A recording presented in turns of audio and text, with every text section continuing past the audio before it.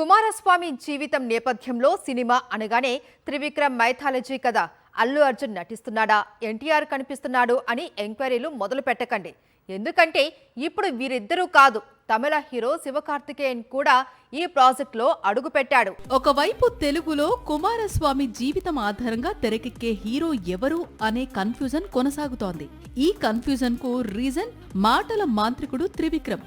మొదట తాను ప్లాన్ చేసిన మైథాలజీలో అల్లు అర్జున్ ను హీరోగా ప్రకటించాడు త్రివిక్రమ్. తర్వాత ఎన్టీఆర్ ప్రాజెక్టులోకి అడుగు పెట్టాడు.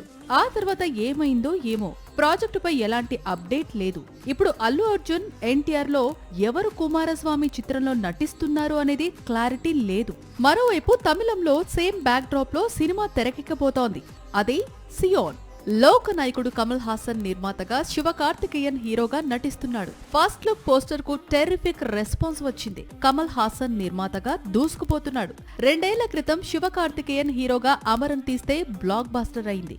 ఇప్పుడు సేమ్ కాంబినేషన్ లో సియోన్ ప్లాన్ చేశాడు కమల్. మరోవైపు రజనీకాంత్ తో సైతం 2 చిత్రాలు తీస్తున్నాడు లోక నాయకుడు. మొత్తంగా నిర్మాతగా, హీరోగా మళ్లీ 2 పడవల ప్రయాణం మొదలు పెట్టాడు కమల్. సాక్షి టీవీ ప్రసారాలను నిలిపివేయడం చట్టరీత్యా నేరం. సాక్షి టీవీ ప్రసారాల కోసం మీ స్థానిక కేబుల్ ఆపరేటర్ని వెంటనే సంప్రదించండి. డిటిహెచ్లో, ఇంటర్నెట్లో కూడా సాక్షి టీవీ ప్రసారాలను వీక్షించవచ్చు.